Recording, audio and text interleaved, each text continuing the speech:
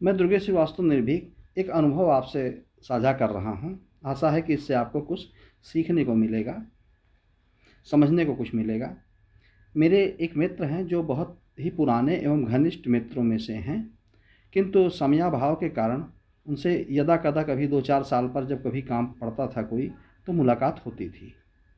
तो एक बार उनसे मुलाकात हुई तो उन्होंने कहा कि ऐसा है कि इधर हमें कुछ समस्या है। जैसे मैं सीढ़ियों पे चढ़ता हूँ तो जो है सांस फूलने लगती है। तो हमने कहा कि तो आपने किसी डॉक्टर को दिखाया? तो कहा कि हाँ। तब तक उन्हें ध्यान आया कि अरे हाँ, मेरी दवा ख़त्म हो रही है, मुझे चल करके डॉक्टर को से दवा लेकर के आना है। तो कहा कि ज़रा जल्दी से चले चलो हमारे साथ। तो हम भी गए वहाँ पर। तो वो जिनको दिखाते थे 2-3 साल से, वो एक होम्योपैथी के शहर फैज़ाबाद के प्रतिष्ठित डॉक्टर हैं। तो उन्होंने उनको दवा ववा दिया। तो मैंने डॉक्टर साहब से पूछा, मैंने कहा डॉक्टर साहब इनको दिक्कत क्या है? तो डॉक्टर साहब ने बड़ी नाराज़गी भरे स्वरों में कहा कि डॉक्टर आप हैं कि हम? तो मैंने कहा डॉक्टर साहब ये बात अलग है कि आप डॉक्टर हैं, लेकिन हमें भी जानना चाहिए कि मतलब क्या दिक्कत है, क्या समस्या है। तो उन्होंने कहा तो आप ही दवा कर दीजिए, आप समझ ही क्या करेंगे। तब उसके बाद जो है तो मैं वहाँ से उनको लेके लौटने लगा। अब मेरे दिमाग में एक सवाल कौंध रहा था। जब मैं उनके घर पहुँचा तो मैंने उनसे कहा कि ये बताइए कि आपको दिक्कत क्या है? डॉक्टर 2-3 साल से दवा दे रहे हैं और किस चीज़ की दवा दे रहे हैं? तो उन्होंने कहा कि यार ये तो कभी बताया नहीं उन्होंने कि क्या दिक्कत है। तो हमने कहा कि ये बताइए कि आप 1 रुपए की हड़िया लेते हैं, मिट्टी का बर्तन लेते हैं, उसको 10 बार ठोंकते हैं और उसमें अगर ज़रा सा भी छेद होता है तो आप उसको नहीं लेते हैं।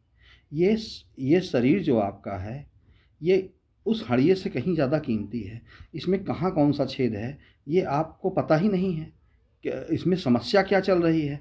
आप दवा खाए जा रहे हैं, आपको पता भी होना चाहिए कि आपको समस्या क्या है, तभी तो आप इसकी दवा अच्छे से खाएँगे और स्वस्थ होंगे। कम से कम इतना जानकारी का अधिकार तो है ही। और डॉक्टर साहब ने जो ये जवाब दिया, वो जवाब मुझे समझ में नहीं आया कि भई वो डॉक्टर हैं तो क्या वही मेरी बीमारी को जानेंगे?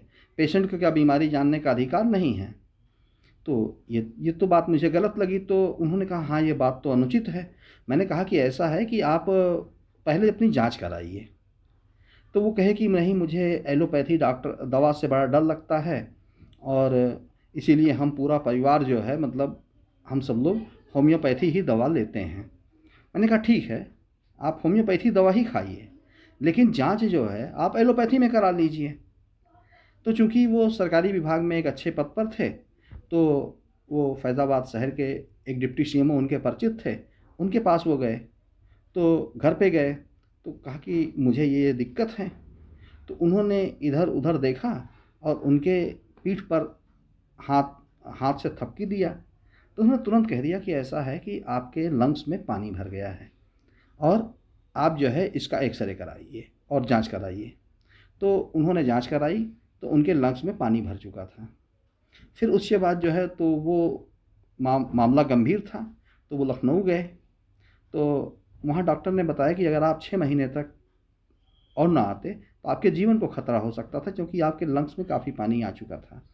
तब उसके बाद जो है वो वहाँ पे वो लंग्स से पानी निकला और वो आज हमारे बीच में पूरी तरह से स्वस्थ हैं। तो हम आप सभी से ये निवेदन करते हैं कि जब भी शरीर में कुछ हो तो उसको जानने की कोशिश करिए, उसको क्रॉस एग्जामिनेशन करने की कोशिश करिए कि आपके शरीर में क्या हो रहा है।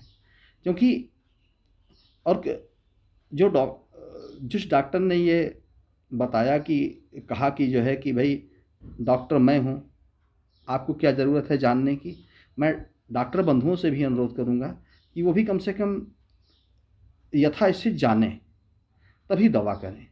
इसका मतलब कि उन डॉक्टर को ये पता नहीं रहा होगा कि इनके लंग्स में पानी है, क्योंकि उन्होंने टच ही नहीं किया कभी।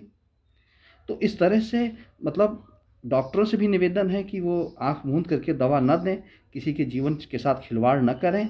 और जो पेशेंट भी हैं उनको भी इस बात पे अवेयर होना चाहिए कि उन्हें वास्तव में क्या है इसकी जानकारी उन्हें होनी चाहिए। धन्यवाद।